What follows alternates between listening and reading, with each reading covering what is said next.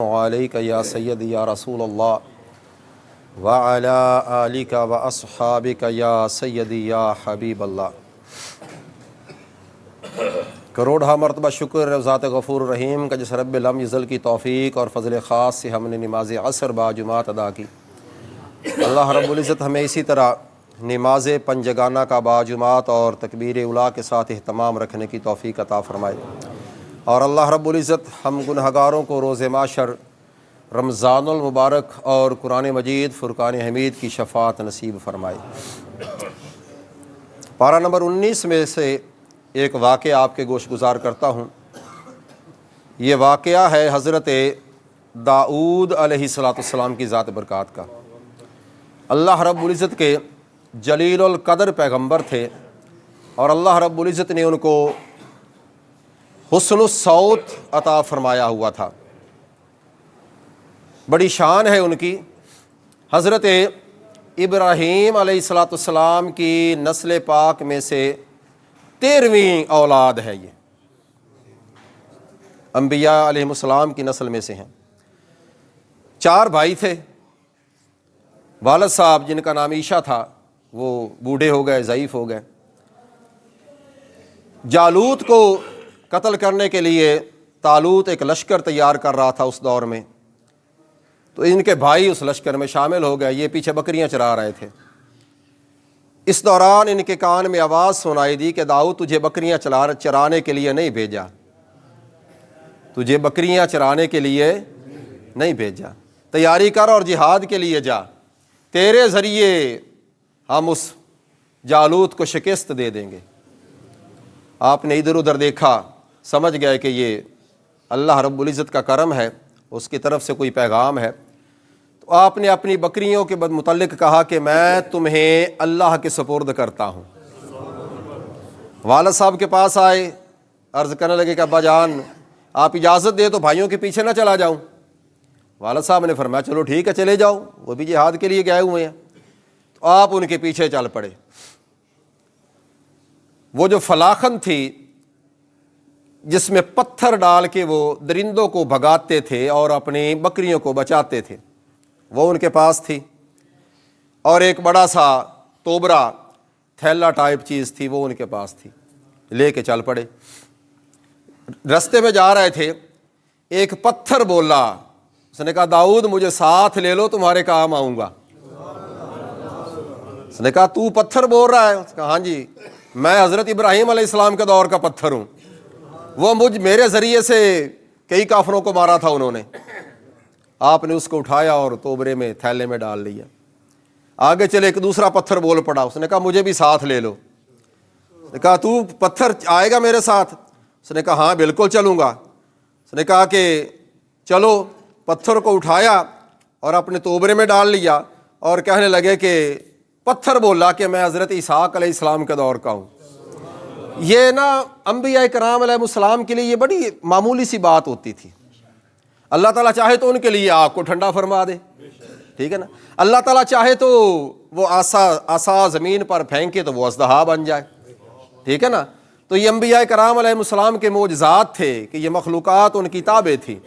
ایک تیسرا پتھر بھی بولا، اس نے کہا مجھے بھی ساتھ لے لے۔ اس نے کہا تو جالوت کو کیسے قتل کرے گا؟ اس نے کہا کہ بس میں اس کی پیشانی میں گھس جاؤں گا۔ تو پیشانی میں کیسے گھس جائے گا؟ اس نے کہا مجھے آندھی اٹھا کے پھینکے گی۔ اور پھر ہوا بھی ایسے، جب اس کے ساتھ وہ مقابلہ ہوا نا جالوت کے ساتھ، آپ نے اس غلیل میں فلاخن میں پتھر تینوں ڈالے، اور تینوں پتھر ڈال کے اس کو گھمایا اور گھما کے پھینک دیا۔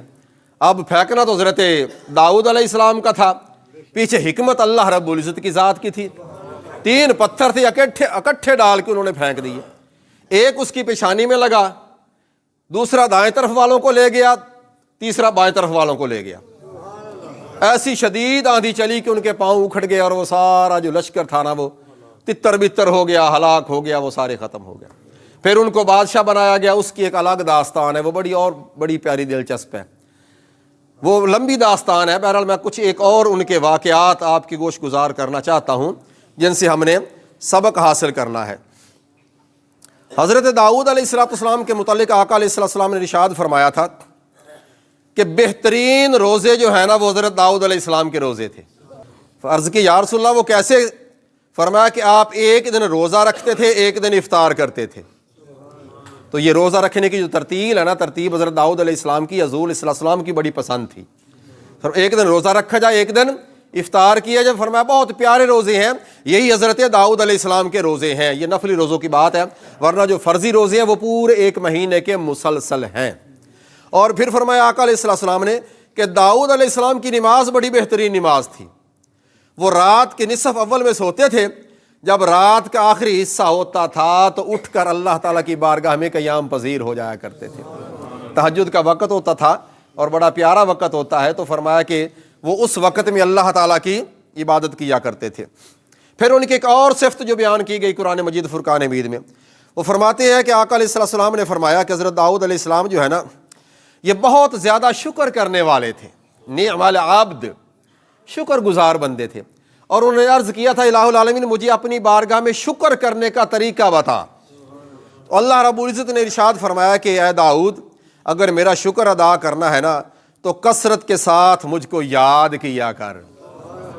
تو جتنا مجھے یاد کرے گا اتنا ہی شکر بنتا جائے گا، اور جب تو میری یاد سے غافل ہو جائے گا نا تو پھر وہ ناشکری میں بات چلی جائے گی۔ سادہ سے انداز میں اللہ رب العزت نے طریقہ سمجھا دیا کہ جتنا اللہ تعالیٰ کا زیادہ شکر ادا کرنا چاہیے بندے کو، اتنا ہی اللہ تعالیٰ کی یاد میں اپنے آپ کو محو اور مصروف رکھنا چاہیے۔ پھر اگلی ایک صفت حضرت داؤد علیہ السلام کی، اللہ رب العزت نے ان کو خوش الہانی بڑی عطا فرمائی ہوئی تھی۔ قرآن پاک ارشاد فرماتا جب وہ زبور کی تلاوت کرتے نا تو اس انداز میں تلاوت کرتے کہ چوپائے بھی آپ کی آواز سن کر رک جاتے، پرندے ہوا میں اڑتے ہوئے ٹھہر جاتے، اور آپ کے کلام میں اتنے محو ہو جاتے کہ دن گزر جاتے، نہ انہیں بھوک لگتی نہ انہیں پیاس لگتی۔ اور فرمایا کئی انسان، کئی چوپائے اور کئی پرندے ان کی آواز سن کر مدہوش ہو جاتے تھے، اور مدہوشی کے ہی عالم میں ان کی روح کف سے انصری سے پرواز کر جاتی تھی۔ اتنا خوش الہان گلا تھا ان کا، آواز اتنی پیاری تھی ان کی۔ شیطان نے جب یہ آواز سنی نا تو اپنے شتونگڑوں سے کہنے لگا کہ ہلاکت تو تمہارے لیے، وہ تو بازی لے جا رہے ہیں، تمہاری طرف تو کوئی آتا ہی نہیں ہے، جو بھی ان کی طرف چلے جاتا ہے وہ تو مر جاتا ہے، ان کا دامن نہیں چھوڑتا، ان کی بارگاہ سے واپس نہیں آتا، اس کی روح نکل جاتی ہے، کچھ کر لو۔ کہ جی آپ بتائیں، ہماری تو سمجھ میں کچھ نہیں آ رہا کہ آپ اب کریں کیا؟ تو شیطان نے کہا کہ جتنی خوش الہانی میں یہ پڑھتے ہیں نا لوگ، اس وقت تمہاری طرف متوجہ ہوں گے جب تک تم ان سے زیادہ خوش الہانی میں نہیں پڑھ لیتے۔ زیادہ تو تم پڑھ نہیں سکتے، اس لیے کہ وہ تو اللہ کے نبی ہیں، تم ان سے اوپر نہیں جا سکتے، چلو ان کی برابری کر لو، کچھ تو کرو، کوئی تو کرو۔ تو پھر شیطان نے وساوس ڈالے اس وقت کے لوگوں کے ذہنوں میں کہ جتنی خوش الہانی میں یہ پڑھ رہا ہے میں بھی پڑھوں گا، میں بھی پڑھوں۔ کیسے پڑھیں کہ جناب اتنی آواز تو نہیں ہے؟ تو پھر انہوں نے ساز ایجاد کر لیے، 3 ساز بنائی انہوں نے، مزامیر، ساؤج، برابت، 3 بنائے۔ اب تینوں کو پنجابی میں کہتے ہیں پتہ کیا؟ بانسریا، سرنگیا اور جھانجھن۔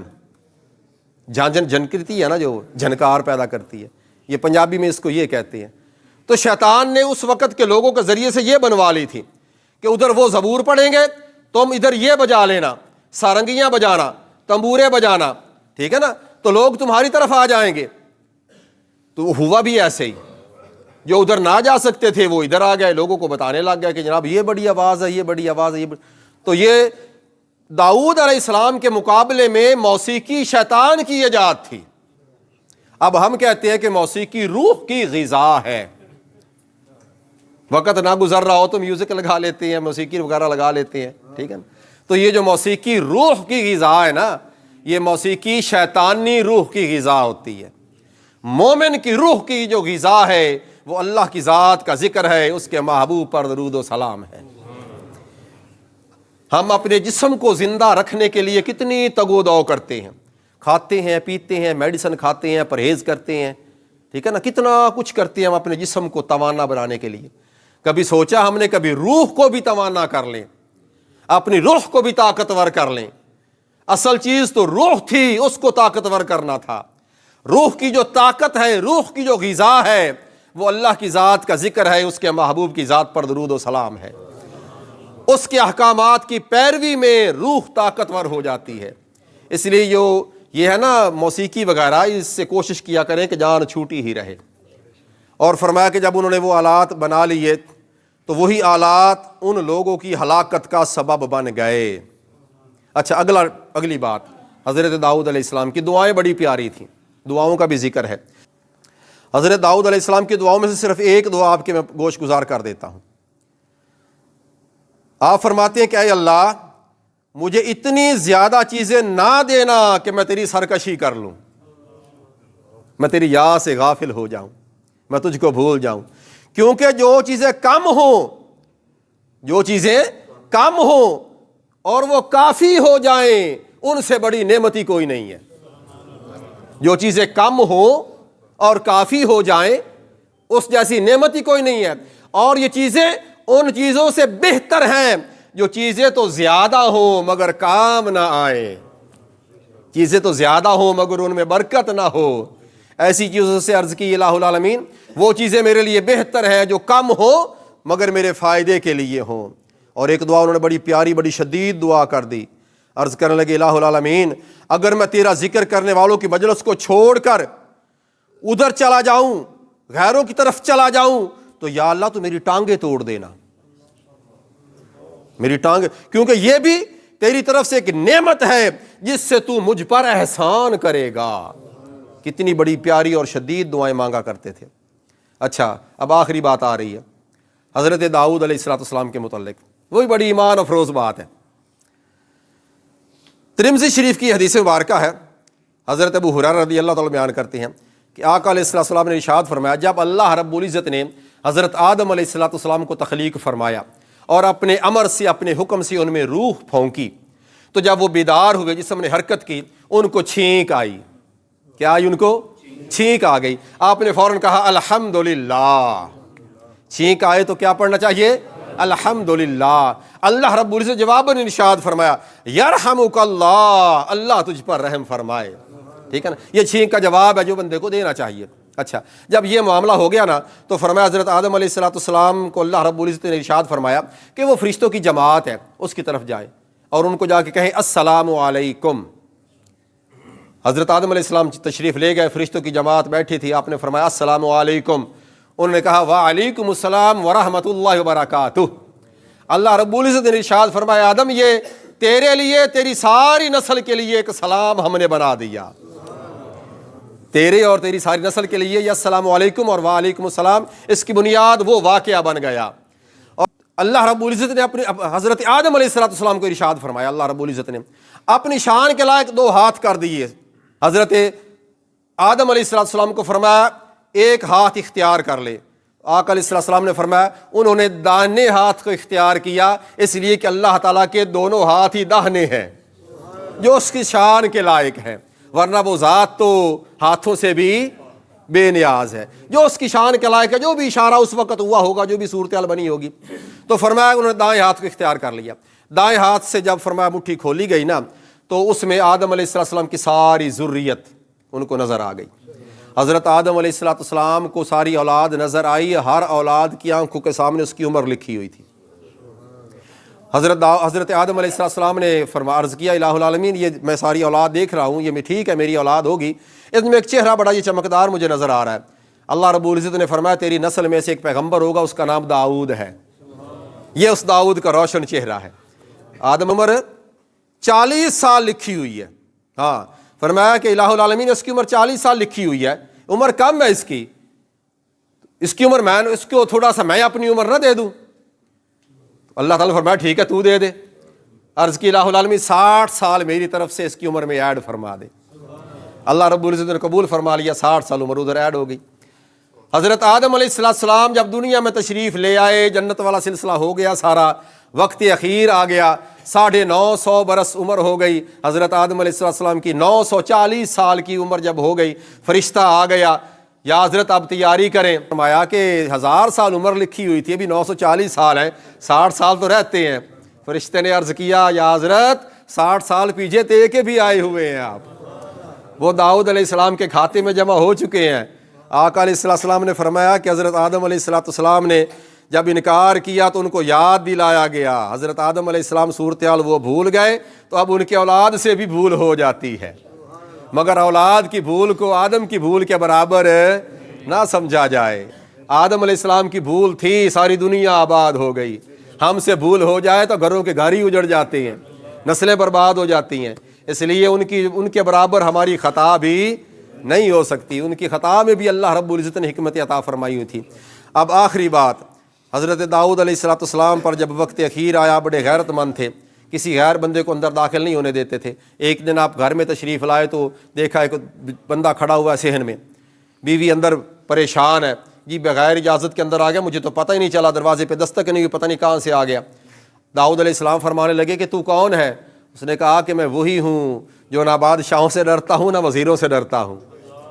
مجھے کسی کے پاس جب آنا ہوتا ہے تو اجازت کی ضرورت نہیں ہوتی. آپ نے فرمایا چلو ٹھیک ہے، اب تو اپنا کام کر، تو اپنا کام کر. آپ کی روح کف عنصر سے پرواز کر گئی. آپ کے صاحبزادے ہیں حضرت سلیمان علیہ السلام، وہ بھی پیغمبر گزرے ہیں. آپ نے پھر سارا کفن دفن کا ان کا سلسلہ پورا کیا تو اس وقت ان کے جسم اقدس پر نا پرندوں نے پروں سے اندھیرا کر دیا تھا غسل کے دوران اور سارا سلسلے کے دوران. نا فرمایا جب ان امور سے فراغت ہو گئی، غسل دیا گیا، ان کے امور سے فراغت ہو گئی تو پھر دھوپ نکل آئی.